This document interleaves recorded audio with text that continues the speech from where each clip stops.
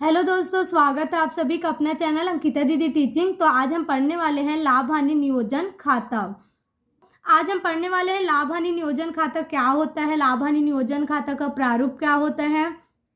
मतलब जितने भी लाभ हानि नियोजन से संबंधित जितना भी कॉन्सेप्ट है उस कॉन्सेप्ट के बारे में डिटेल से पढ़ने वाले हैं। ठीक है, देखो वीडियो लंबा हो सकता है लेकिन आपको लाभ हानि नियोजन खाता के बारे में और जानने की जरूरत नहीं पड़ेगी इस वाले वीडियो को देखने के बाद। तो आप ध्यान से देखिए और समझिए। ठीक है, तो देखो लाभ हानि नियोजन खाता होता क्या है इसको पहले देखते हैं। ठीक है, तो लाभ हानि नियोजन खाता साझेदारी फर्म का वह खाता होता है जो कि अंतिम रूप से साझेदारों को वितरित की जाने वाली लाभ या हानि की राशि ज्ञात करने के लिए बनाया जाता है। ठीक है, तो देखो लाभ हानि नियोजन खाता कौन सी फर्म के द्वारा बनाई जाती है, जो साझेदारी फर्म होती है उसके द्वारा बनाई जाती है। ठीक है, जहां दो या दो से अधिक व्यक्ति मिलकर किसी लाभ कमाने के उद्देश्य से जो व्यवसाय का स्थापना करते हैं उसको क्या बोलते हैं, साझेदारी फर्म बोलते हैं। तो साझेदारी फर्म का निर्माण कौन से फर्म में होता है, साझेदारी फर्म में होता है। ठीक है, तो लाभ हानि नियोजन खाता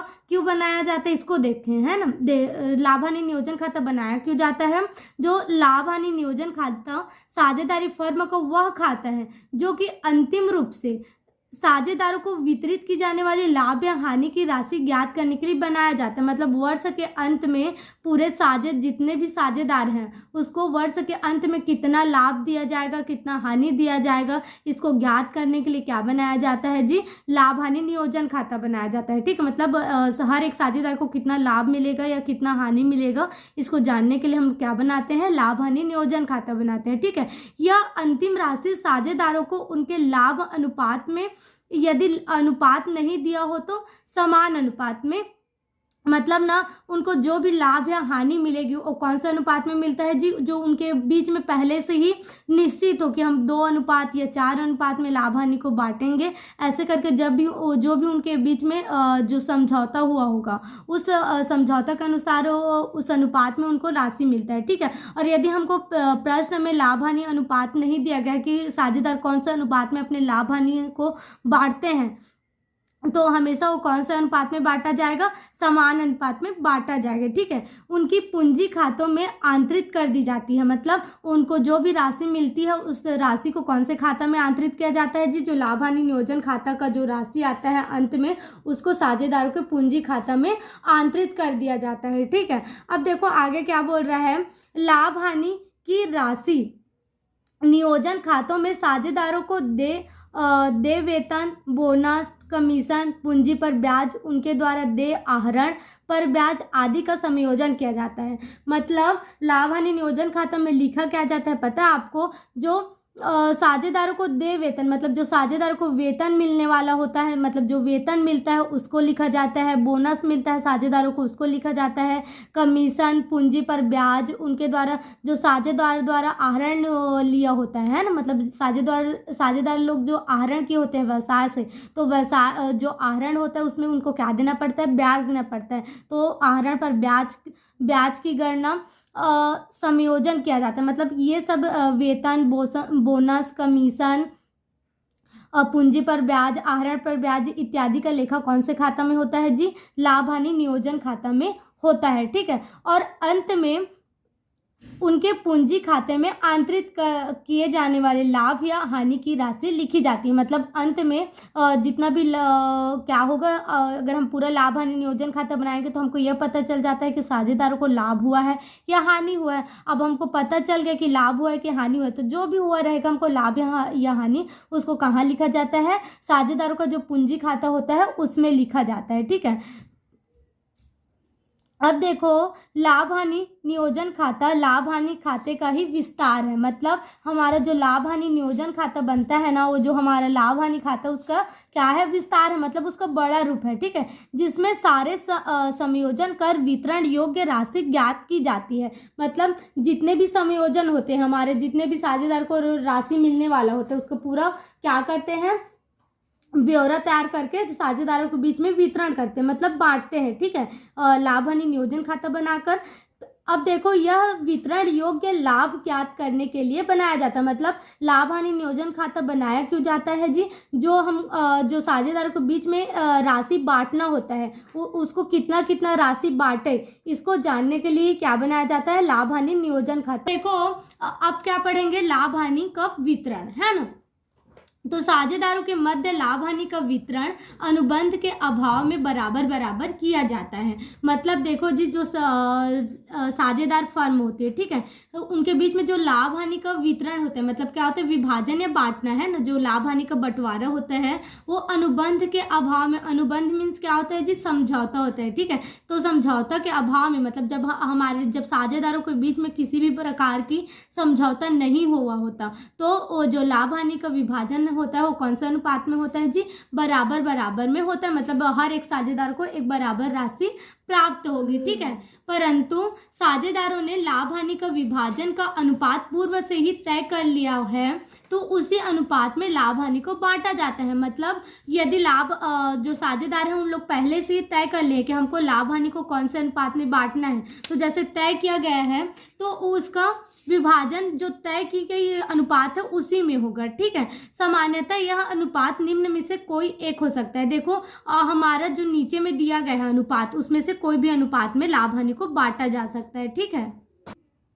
तो पहला कौन सा अनुपात है जी? समान अनुपात में, है ना। तो समान अनुपात में क्या है? देखो, इस विधि में सभी साझेदारों का बराबर बराबर हिस्सा दिया जाता है। जैसे 15,003 साझेदारों को अ ब स को बांटना है, तो प्रत्येक साझेदार को 5,000 रुपये मिलेगा। देखो जी, समान अनुपात मतलब सीधा सीधा अर्थ है कि जिसमें सभी साझेदार को समान रूप से राशि दी जाएगी, उसको क्या बोला जाएगा? समान अनुपात में, ठीक है। तो समान अनुपात में भी लाभ हानि को बांटा जा सकता है, ठीक है। अब दूसरा क्या है जी? निर्धारित अनुपात में। निर्धारित मतलब क्या होता है? पहले से जो निश्चित कर दिया गया है, वो कौन सा अनुपात कहलाता है? निर्धारित अनुपात कहलाता है, ठीक है। अब देखो इसके अंतर, तो देखो इसके अंतर्गत क्या बोला गया है? यदि साझेदारों ने कोई अनुपात तय किया है तो वह निश्चित अनुपात में ही लाभ हानि का विभाजन होगा। यह अनुपात कुछ भी हो सकता है। यदि साझेदारों ने पहले से तय कर लिया कि हमको कौन से अनुपात में लाभ हानि को बांटना है, तो वो जो तय किया गया अनुपात है ना, उसी अनुपात में लाभ हानि का बंटवारा हो सकता है, और वो अनुपात कुछ भी हो सकता है, ठीक है। जैसे साझेदारों को ठीक लगे उन लोग वही अनुपात में क्या कर सकते हैं? अपने लाभ हानि को बांट सकते हैं। इसमें किसी भी प्रकार का नियम नहीं होता कि इतना ही अनुपात में बांटा जाएगा। वो साझेदारों की इच्छा पर होता है कि उन लोग कौन से अनुपात में अपने लाभ हानि को बांटेंगे, ठीक है। अब तीसरा क्या है जी? पूंजी अनुपात में। तो पूंजी अनुपात में क्या होता है? जैसे जैसे साझेदार अपने पूंजी लगाए होते हैं व्यवसाय में, उस हिसाब से उनको क्या मिलता है? लाभ हानि मिलता है, ठीक है। यदि लाभ हानि का विभाजन पूंजी के अनुपात में करना तय किया है, तो यह अनुपात कौन सी पूंजी का होगा? प्रारंभिक पूंजी शेष या अंतिम पूंजी शेष पर, यह पूर्व में ही तय कर लेना चाहिए। देखो जी, यदि पूंजी अनुपात में हम लाभ हानि को बांटेंगे, तो वो कौन सी प्रकार की पूंजी पर लाभ हानि को बांटेंगे? या प्रारंभिक रूप से हम जो प्रारंभिक रूप से जो पूंजी लगाए हैं उसके द्वारा बांटेंगे, या हम लोग और अतिरिक्त पूंजी लगाए हैं तो प्रारंभिक पूंजी और अतिरिक्त पूंजी दोनों को मिलाकर लाभ हानि को बांटेंगे।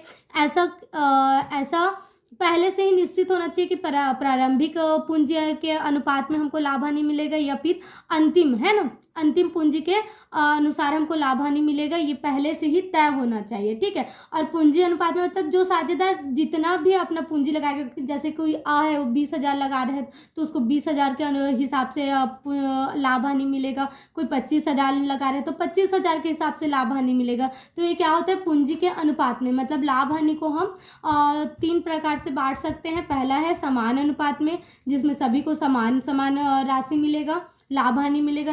दूसरा है निर्धारित अनुपात में। निर्धारित अनुपात में क्या होगा? हम जैसे ही साझेदारों के बीच में समझौता हुआ है, उस समझौता के अनुसार लाभ हानि को बांटेंगे तो क्या कहलाएगा? निर्धारित अनुपात में लाभ हानि का विभाजन कहलाएगा। और तीसरा क्या है? पूंजी अनुपात में। पूंजी अनुपात में क्या होता है?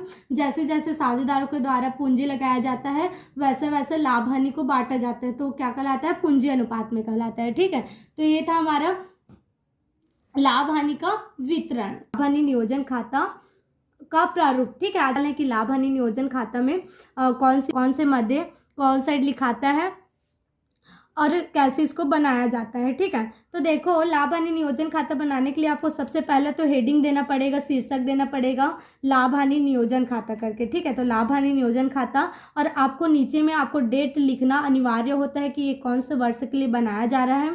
ठीक है, मतलब कौन से वर्ष को समाप्त होने वाली तिथि के लिए बनाया जा रहा है। तो जैसे कि आपको दिया जा सकता है प्रश्न में 31 दिसंबर, 31 मार्च, एनीथिंग, है ना।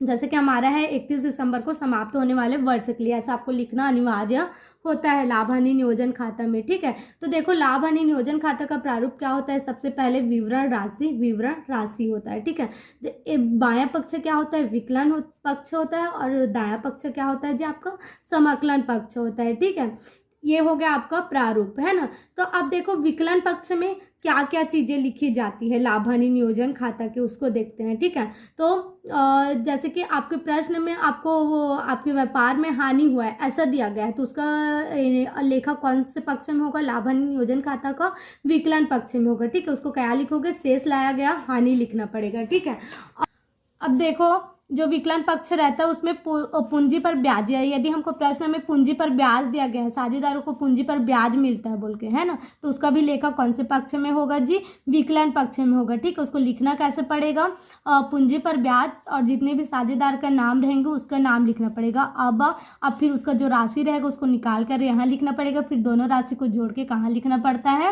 राशि में लिखना पड़ता है। ठीक है, जैसे कि साझेदारों को वेतन या कमीशन मिलता है, तो साझेदारों को वेतन कमीशन का भी लेखा कौन से पक्ष में होगा, लाभ हानि नियोजन खाता का विकलन पक्ष में होगा। ठीक है, तो और उसको लिखेंगे वेतन एवं कमीशन, और जो भी साझेदार रहेगा उसका नाम और उनका जो भी राशि होगा उसकी गणना करके यहाँ पास लिखेंगे, फिर कुल करके यहाँ पास लिखेंगे। ठीक है, अब जो यदि हमको प्रश्न पर ऋण पर ब्याज दिया गया, यदि कोई साझेदार ने ऋण लिया है या दिया है, ठीक है, व्यापार से ऋण लिया है या व्यापार में ऋण दिया है, तो उसका भी ब्याज का एंट्री कौन से पक्ष में होगा, विकलन पक्ष में होगा। ठीक है, या अन्य फर्म के खर्चे, मतलब जितने भी फर्म के खर्चे होंगे उसका लेखा लाभ हानि नियोजन खाता में कहाँ होगा, विकलन पक्ष में होगा। ठीक है, और यहाँ देखो लाभ दिया गया, यदि हमको पूरे लाभ हानि नियोजन खाता बनाने के बाद हमको यह पता चलता है कि जो विकलन पक्ष है उसका शेष क्या है, मतलब उसका राशि क्या है, समाकलन से कम है, तो विकलन पक्ष में हमको क्या करना पड़ेगा, शेष लाना पड़ेगा। समाकलन की राशि यदि हमारी ज़्यादा है और विकलन की राशि क्या है, कम है, तो जो समाकलन की राशि ज़्यादा है उसमें विकलन की जो राशि कम है उसको क्या करेंगे, घटाएंगे। फिर उसके बाद जो शेष राशि आएगी वह कौन सी राशि कहलाएगी, लाभ कहलाएगी। ठीक है, तो उसको लाभ करके लिखना पड़ेगा, साझेदार के पूंजी खाता को करके उसको हेडिंग देना पड़ता है। फिर वो जो भी हमको लाभ हानि अनुपात दिया रहता है उस अनुपात में बांट कर उस राशि को क्या किया जाता है, साझेदारों में लिखा जाता है। जैसे कि लाभ पूंजी या चालू खाता से अब, ठीक है, इसको फिर लिखेंगे, फिर लिख के उसको टोटल जोड़ के कहाँ लिखेंगे, यहाँ पास कुल राशि में लिखेंगे। ठीक है, तो ये क्या हो गया, हमारा विकलन पक्ष हो गया। ठीक है, देखो जी समाकलन पक्ष में क्या आएगा, है ना, लाभ हानि नियोजन खाता को, तो यदि प्रश्न में आपको लाभ दिया गया है तो उसका सबसे पहले एंट्री कौन से पक्ष में होगा, समाकलन। जैसे प्रश्न में हानि दिया गया है तो उसका एंट्री कहाँ होना है, विकलन होना है, लेकिन प्रश्न में हमको पूरे वर्ष का लाभ बोला गया है तो उसको कौन से पक्ष में उसकी गणना करेंगे, समाकलन पक्ष में करेंगे। ठीक है, और क्या लिखेंगे, शेष लाया गया लाभ लिखेंगे। ठीक है, यदि हमको आहरण पर ब्याज बोला गया है, ठीक है, आहरण पर ब्याज मिलना है बोलेगा तो उसका एंट्री कौन से पक्ष में होगा, समाकलन पक्ष में होगा। ठीक है, तो आहरण पर ब्याज खाता को और जो भी साझेदार रहेंगे उनका नाम आएगा, और जैसे जैसे राशि का गणना, मतलब आहरण की जो भी राशि रहेगा उसमें जो भी ब्याज की गणना करेंगे राशि का, उसका राशि लिखेंगे, फिर दोनों राशि को जोड़कर यहाँ टोटल लिखेंगे। ठीक है, अब इस पक्ष में आता है हानि। ठीक है, जैसे कि हमारा विकलन पक्ष का जो राशि है वो ज़्यादा आ रहा है और जो समाकलन पक्ष का राशि है वो कम आ रहा है, तो क्या करेंगे, विकलन पक्ष में जो ज़्यादा राशि है उसमें समाकलन पक्ष की जो कम राशि उसको घटाएंगे, फिर उसके बाद जो शेष आएगा उसको कौन से पक्ष में लिखेंगे, लाभ हानि नियोजन खाता के समाकलन पक्ष में लिखेंगे। ठीक है, तो ये हमेशा याद रखना, यदि शेष आपको समाकलन पक्ष में लाना पड़ रहा है तो आपका क्या कहलाएगा, हानि कहलाएगा। ठीक है, तो उसको हानि करके लिखेंगे पूंजी या चालू खाता से। तो उस राशि को क्या करेंगे, दोनों साझेदारों में जो भी अनुपात रहेगा उसमें बांट कर लिखेंगे, और ऐसे करके फिर टोटल को कहाँ लिखेंगे, यहाँ कुल राशि में लिखेंगे, मतलब जो फाइनल हमारी राशि की जो खंड है उसमें लिखेंगे, ठीक है। अब फिर क्या करेंगे, दोनों साइड का जो राशि रहेगा वो बराबर आ जाएगा, बन गया आपका लाभ हानि नियोजन खाता, ठीक है। लाभ हानि नियोजन खाता की विशेषताएं, तो देखो जी लाभ हानि जो नियोजन खाता होता है उसको विशेषताएं पढ़ेंगे, है ना। तो देखो विशेषताएं इस प्रकार है ना। पहला क्या है, यह एक अवास्तविक खाता है। जो लाभ हानि नियोजन खाता है वो कौन सा खाता कहलाता है जी, अवास्तविक खाता कहलाता है। अवास्तविक क्यों कहलाता है, क्योंकि इसमें जितने भी मदें लिखी जाती है उनकी प्रकृति क्या होती है, अवास्तविक होती है। जैसे कि वेतन मजदूरी कमीशन, ऋण पर ब्याज, ये सब क्या होता है, अवास्तविक खाता होता है, जिसको हम क्या कर सकते हैं, देख तो नहीं सकते लेकिन मुद्रा के द्वारा माप सकते हैं। वही क्या कहलाता है, अवास्तविक खाता कहलाता है। तो वही जितने भी अवास्तविक मदें होती है वो किसके अंतर्गत लिखा जाता है, लाभ हानि नियोजन खाता के अंतर्गत लिखा जाता है, ठीक है। तो इसलिए इसको क्या बोला जाता है, अवास्तविक खाता बोला जाता है, ठीक है।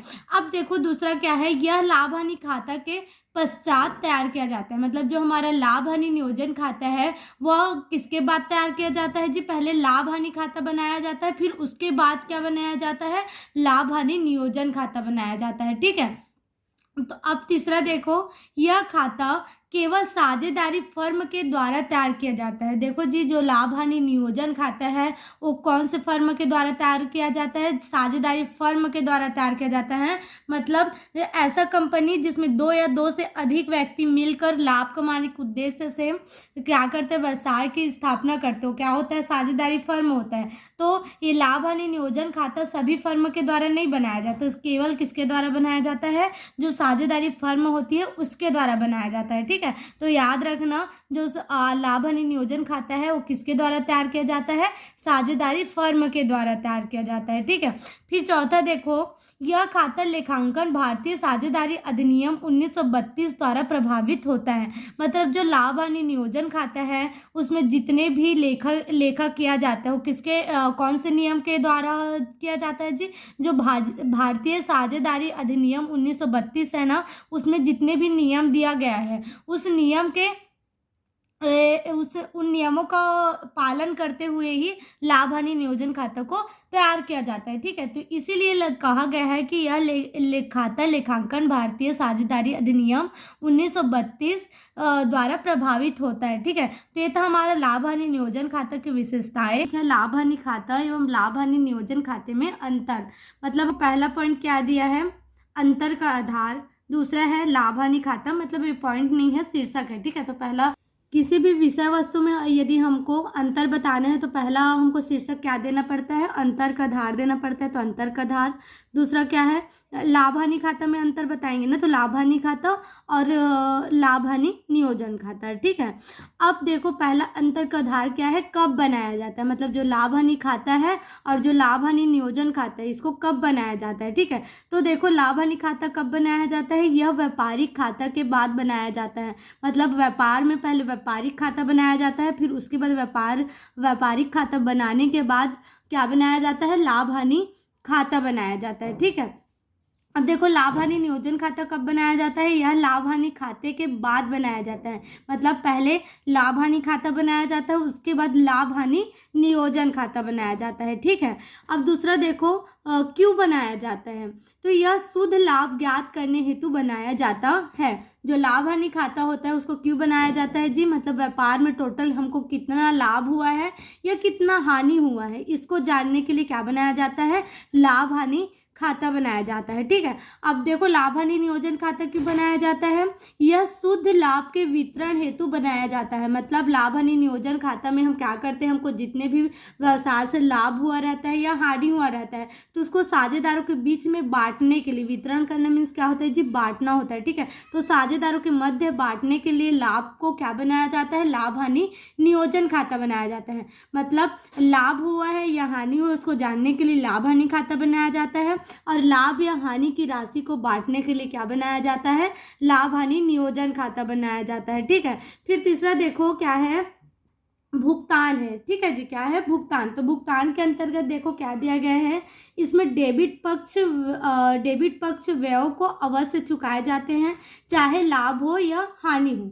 देखो जी, हम लाभ हानि खाता जब बनाते हैं तो उसके डेबिट पक्ष में क्या होता है, जितने भी व्यय होते हैं, जितने भी व्यय मीन्स क्या होता है, खर्च होता है, तो जितने भी खर्च होते हैं उसको जरूर चुकाया जाता है लाभ हानि खाता के अंतर्गत, चाहे आपको व्यवसाय से लाभ हुआ हो या हानि हुआ हो। आपने यदि व्यय किया है तो आपको व्यय को चुकाना ही पड़ेगा, ठीक है, लाभ हानि खाता बनाओगे तो। लेकिन देखो इसमें क्या दिया है, इसमें नियोजित मदों को लाभ की स्थिति में चुकाया जाता है। मतलब यदि हमारे लाभ हानि नियोजन खाता में यदि व्यय दिया गया है तो व्यय का भुगतान कब किया जाएगा, जब हमको लाभ हानि खाता में जो लाभ हानि खाता बनाने के बाद यदि हमको लाभ हुआ है तभी हम क्या करेंगे, खर्चों का भुगतान करेंगे, अन्यथा हमको खर्च का भुगतान करना अनिवार्य नहीं है, ठीक है, या जरूरत ही नहीं है। यदि हमको लाभ नहीं हुआ है तो किसी भी प्रकार के खर्च का भुगतान करने का, है ना। फिर चौथा पॉइंट देखो क्या है, संलेख का पालन, ठीक है। क्या है जी? संलेख का पालन करना। तो देखो संलेख मीन्स क्या होता है, जो नियम होते हैं वो क्या कहलाता है, हमारा संलेख कहलाता है। तो संलेख का पालन कैसे किया जाता है, इसको बनाते समय साझेदारी संलेख का पालन नहीं किया जाता। मतलब लाभ हानि खाता बनाया जाता है ना, तो हम किसी भी प्रकार के साझेदारी संलेख मतलब साझेदारी नियम का पालन नहीं करते, क्योंकि यह सभी व्यवसाय के द्वारा बनाया जाता है लाभ हानि खाता को, ठीक है, केवल साझेदारी फर्म के द्वारा नहीं बनाया जाता है। इसलिए इसको बनाते समय हम सिर्फ साझेदारी संलेख का पालन नहीं करते। अब देखो लाभ हानि नियोजन खाते में क्या दिया गया है, इसको तैयार करते समय संलेख के प्रावधानों का पालन किया जाता है। अब देखो जी, जो लाभ हानि नियोजन खाता है वो कौन से फर्म के द्वारा तैयार किया जाता है, साझेदारी फर्म के द्वारा तैयार किया जाता है। तो साझेदारी फर्म के द्वारा तैयार किया जाता है तो साझेदारी संलेख का पालन करना तो क्या होगा, अनिवार्य होगा। तो उसी को लिखा गया है, लाभ हानि नियोजन खाता तैयार करते समय संलेख के प्रावधानों का पालन किया